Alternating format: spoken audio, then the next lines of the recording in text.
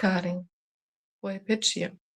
Verso 10. Aquele que executa seu dever sem apego, entregando os resultados ao Senhor Supremo, não é afetado pela ação pecaminosa, assim como a folha de lótus não é tocada pela água.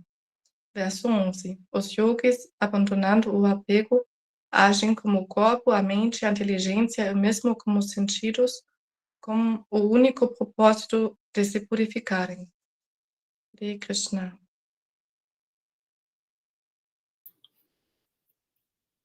Hare Krishna. Obrigado, Eva. Obrigado a todos que estão compondo essa egrégora, essa força espiritual na nossa sala sagrada, na nossa sala dos mantras. Namastê. Om Gyana Timrandasya Gnam Jana Shalakaya Chakshurun Militanya Tasmai Shri Gurave Namaha. Muito bem, nós vamos dar sequência aqui na nossa dissertação, no nosso estudo dessa escritura, né, transcendental, Bhagavad Gita. E nós estamos fazendo aqui a verificação do capítulo 5, Karma Yoga. Vou ler o sânscrito, tá?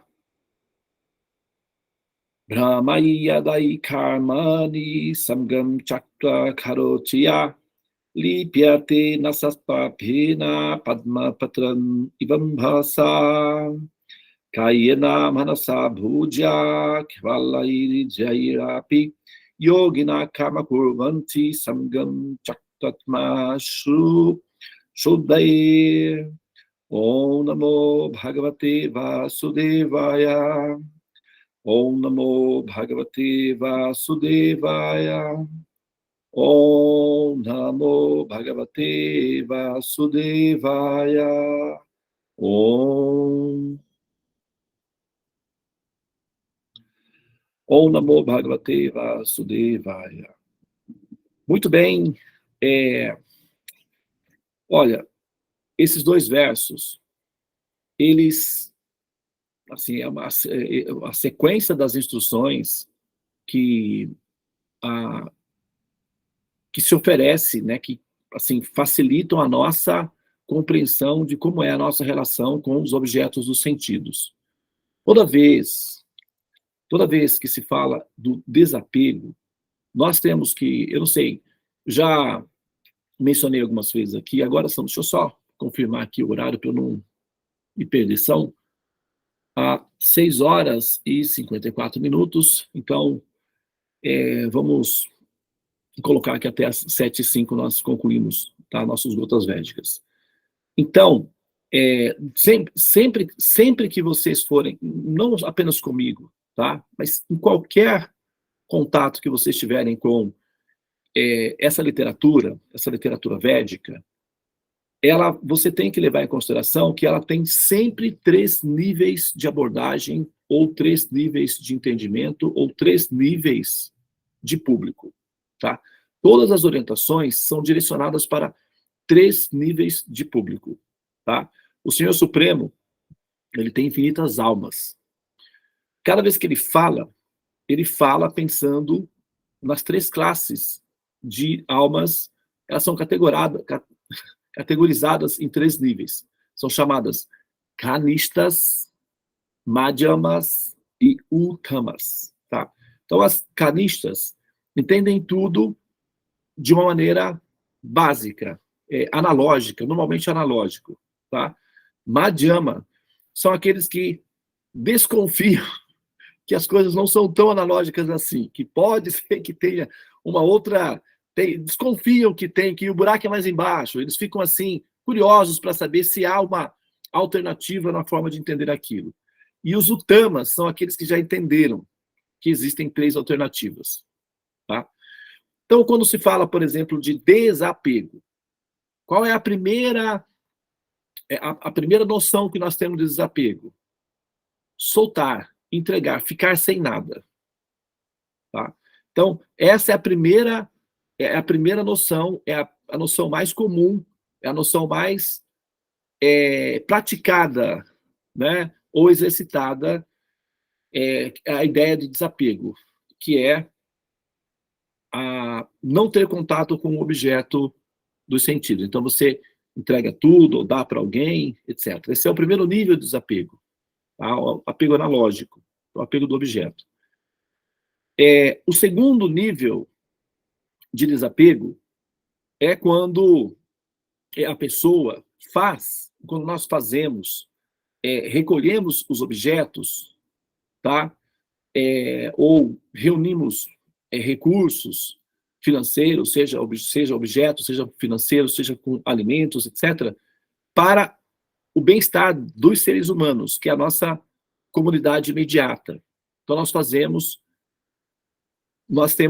mantemos os objetos e oferecemos eles como o nosso crédito social, a nossa responsabilidade social, a nossa empatia social, o nosso altruísmo, o nosso filantropismo, mas o nosso foco é a humanidade. Então, isso é bom. Isso é mais do que nós podemos ter com o mero desapego, no sentido analógico, em que nós não temos ou entregamos os objetos. O segundo nível é quando nós usamos os objetos para o benefício coletivo. Então, no primeiro nível, a pessoa entrega o objeto e se sente bem consigo mesma, sentindo que é um ser desapegado. Então, é uma experiência mística, de certa forma, ainda pressionada pelo egocentrismo, em que o ser busca, com esse desapego, a autossatisfação, ou a sensação pessoal de ser um ser desapegado. Então, é sinestésico, ainda tem a ver com a experiência local do ser. Ela não se importa com o que vai acontecer com aquele objeto, ela só busca a sensação de ser um ser desapegado. Ok? Então, ela consegue essa sensação aí. O segundo nível, como eu disse, vai então, a sensação para ele, o bem-estar do desapego, não é assim, perder o recurso do objeto, mas utilizar o objeto para o benefício coletivo. Então, ele se sente feliz, satisfeito, produz bem-estar dessa forma, tá? Então, ele vai, então, dedicar-se às atividades sociais. Por isso que existem tantas ONGs, existem tantas atividades filantrópicas, porque incentiva as pessoas a doarem os seus objetos ou seus recursos para que isso seja compartilhado com a humanidade. E isso é muito bom, tá? Então, é um segundo nível. Todas essas realizações de desapegos são boas, produzem sensações boas. O desapego sempre produz sensações boas, tá? Sempre produz bem-estar, tá? Não estou dizendo que o desapego kanista é ruim, não. É bom. O desapego madhyama é ainda melhor. O desapego uttama é superior. Por quê? O desapego uttama, o ser, ele não vai apenas pensar em termos do bem-estar social físico do corpo. Então, no desapego uttama, o ser entende que o universo inteiro é a propriedade do Senhor Supremo. Logo, todos os objetos são propriedades do Senhor Supremo, incluindo as almas. Quando o Krishna fala aqui no verso, olha, no segundo verso, ele menciona aqui os yogis. Quem são os yogis? A palavra yoga significa religação, aqueles que buscam conectar-se com, harmonizar-se com a criação, com o Supremo, com o Absoluto, com o Universo, etc. Então, yud significa ligar-se, e go significa a fonte de prazer, o Absoluto, né? Então, yogis são aqueles que buscam a ligação com o Absoluto. Existem alguns níveis, algumas categorias de yogis, como nós sabemos. Tem os Tantra yogis, tem os Hatha yogis, tem os Asana yogis, tem os Bhakti yogis. Tá? A nossa categoria é Bhakti yogis. Então, nós somos yogis da categoria Bhakti. E dentro da categoria Bhakti, que significa devoção e amor ao Supremo, nós praticamos o Mantra Yoga. Nós nos conectamos com essa fonte através dos mantras, tá? Então, quando o Krishna menciona yogis, você pode pensar em si mesmo como essa pessoa aí. tá? Porque você está inserido nesse contexto. O yogi, o arquétipo do yogi é aquele que se senta, tá? Nos Himalaias, é bem magrinho, tem cabelos com dreads e não abre os olhos e fica lá paradinho sentado. Esse é o arquétipo do yogi. Esse é o yogi tradicional. É uma categoria de yogi. Eles são chamados asana yogis ou hatha yogis. Então esses, né, assim, são... E quando a gente pensa em yoga, a gente imagina uma academia com as pessoas fazendo exercícios físicos de relaxamento. Tá errado? Não, tá certo. Mas esses são arquétipos. O conceito de yoga é mais amplo, tá? E o Bhakta, ou Bhakti Yogi, é uma dessas categorias. E, nesse caso, envolve metafísica, que significa a compreensão do Supremo. Então, ele fala aqui, os yogis, quem? Vocês estão enquadrados ou encaixados ou incluídos nesse contexto, tá? Os yogis abandonando o apego, agora aí entra os 3 níveis do entendimento de como é esse processo de abandonar o apego, tá? Agem com o corpo, a mente e aí a inteligência. Então, quando entra a inteligência, as coisas começam a ficar dimensionais. E na medida em que nós aplicamos o princípio da inteligência, nós vamos observando as diferenças que tem no processo da prática da yoga, tá? E eles fazem isso com os sentidos, com um único propósito, o de se purificarem, né? O de se purificarem. Então vamos imaginar que aconteça a purificação, que a purificação finalmente tenha se dado. O que acontece com o ser depois que ele se purifica? Como ele vê, como ele enxerga a realidade? Veja bem, vamos pegar aqui sempre um exemplo clássico, que é um exemplo que facilita muito, né, a nossa compreensão. Vamos pegar a história do Siddhartha Gautama, do Buda, que é uma história universal que todo mundo meio que conhece, né? A história do São Francisco, muita gente conhece, mas nem todos conhecem. O que acontece? Tem outras histórias também, mas vou pegar essa daí, que é mais universal. O Buda, ele praticou o desapego inicial. Ele abandonou tudo. Abandonou esposa, abandonou filhos, abandonou família, dinheiro, palácio. Ele praticou o desapego analógico, tá?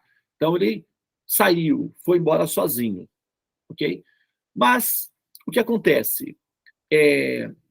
Nós somos seres sociais e nós buscamos sempre os relacionamentos familiares.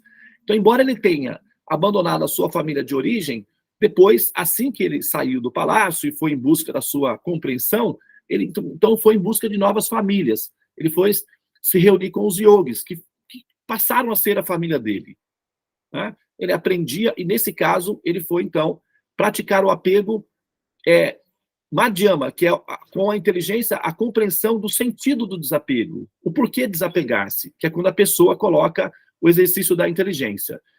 E depois de conjecturar os diferentes métodos de desapego, então ele chegou ao ápice do sentimento de desapego, que foi a iluminação. E assim que ele alcançou a iluminação, que é o ápice do desapego, ele então foi procurar filhos, ou seja, discípulos. Então, no final, nós observamos que quando ele alcança o desapego máximo, a iluminação máxima, ele deseja ter filhos, ou seja, família, cuidar, maternar, orientar, nutrir. Tá? Então, quando o ser se ilumina na sua condição máxima, quando ele se purifica, ele desperta compaixão das outras almas. Por que ele desperta a compaixão das outras almas? Porque ele percebe que as outras almas estão iludidas, vivendo num ciclo de repetidos nascimentos e mortes, em que elas sempre vão ter que buscar por médicos para curarem os seus problemas de saúde, psicólogos para curar os seus problemas mentais, emocionais, buscar por homens perversos que são avaros para conseguir dinheiro para suas próprias manutenções, em muitos casos, não em todos, mas em muitos casos é assim. E as almas estão sempre fazendo isso daí. E por mais que você resolva o problema da questão da alimentação, da segurança social dessas almas, elas retornam e sempre tem que passar por esse mesmo ciclo. Então, o ser que se ilumina, ele entende que romper esse ciclo é a maior de todas as caridades, é a maior de todas de toda a renúncia. A renúncia mais completa, mais profunda, é renunciar ao mundo material. Esse é o maior desapego. Desapegar-se da vida condicionada, dos repetidos nascimentos e mortes. Esse é o desapego supremo. É o máximo desapego que nós podemos alcançar. E esse desapego, ele não é simplesmente um desapego de não ter nada, de não ter mais mundo. Renunciar ao mundo material significa que o ser vai continuar precisando de um mundo para viver. Assim como o Buda renunciou à família original, mas continuou precisando de ter uma família, porque ele foi se viver com os mestres, com os yogis, nos ashrams, então ele só trocou uma família por outra. Assim, da mesma forma, nós também, ao renunciarmos o assim chamado mundo material, que é o desapego absoluto, vamos ainda continuar precisando de um mundo. Acreditem, é assim que funciona. E esse mundo é o próximo, o transcendente, o mundo real, o qual nós estamos destinados. Então, na medida em que nós desenvolvemos interesse pelo mundo real, como seria a minha experiência, a minha vida dentro do mundo real, como eu existiria dentro do mundo real, ou o próximo mundo, então nós começamos a nos desligar gradualmente desse que é o mundo ilusório, que é o mundo de Maia, o mundo da ilusão. Então nós trocamos um mundo por outro. Assim como o Siddhartha Gautama, o Buda, trocou uma família por outra, o São Francisco de Assis, ele abandonou a família dele, os pais, renunciou aos pais, renunciou aos bens, mas logo em seguida ele assumiu outra família. Então, ele foi cuidar das pessoas pobres, ele foi cuidar dos alunos dele. Então, é inevitável. Nós sempre trocamos uma coisa por outra. O nosso desapego é desapego de um objeto pelo apego por outro objeto. É sempre assim que funciona. Tá? Então, nós temos que saber como que funciona para fazer a coisa funcionar. Tá bom?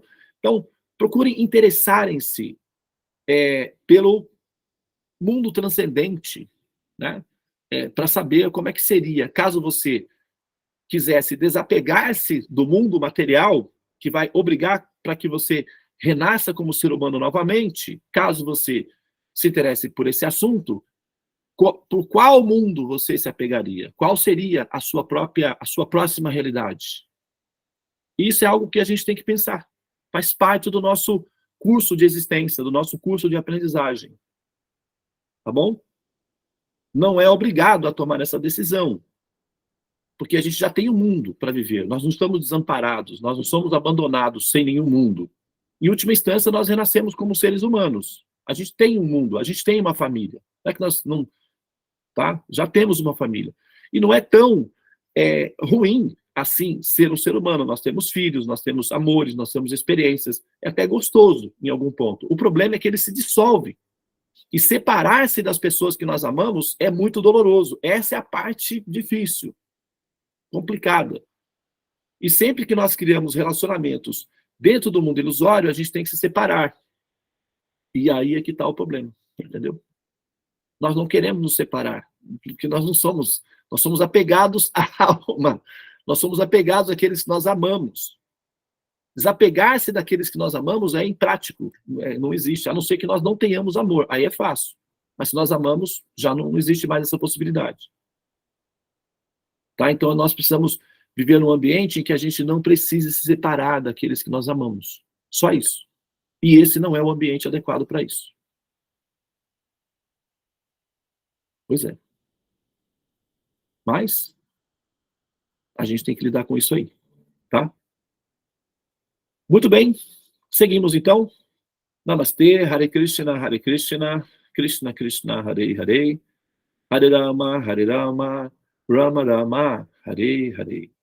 Ó energia suprema, amor divina, ó Mahamantra, libertador do ser, desperta-me, eleva-me, envolve-me, protege-me. Hare Krishna.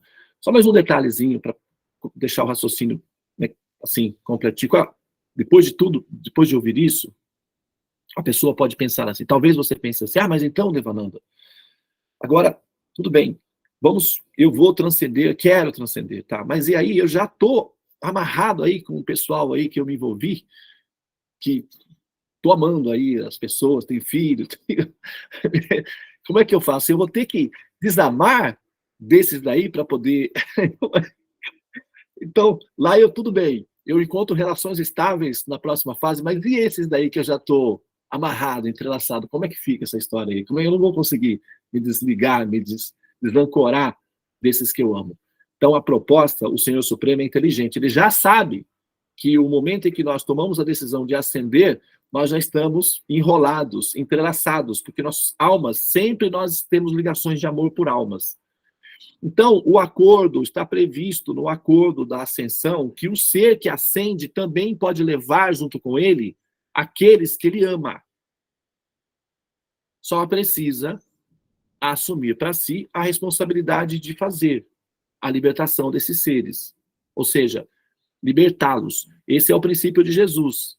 Ele vem, dá a informação e diz: aqueles que são meus estarão comigo. Porque eu estou pagando o resgate. O sacrifício que eu faço para receber e acolher aqueles que são meus, aqueles que me reconhecem. Aqueles que me reconhecem, eu reconheço. E esses são meus, estarão comigo. Os demais eu não assumo responsabilidade por eles. Então, o resgate que você faz daqueles que você ama é sua responsabilidade. Então, se você ama alguém verdadeiramente, então você vai assumir verdadeiramente a missão de ser o resgatador desse ser. E isso é com você, não é com Deus. Essa decisão é sua, não é dele. E essa responsabilidade é sua, e não dele. Ele apoiará a sua responsabilidade, estará com você, mas a responsabilidade é sua, é nossa.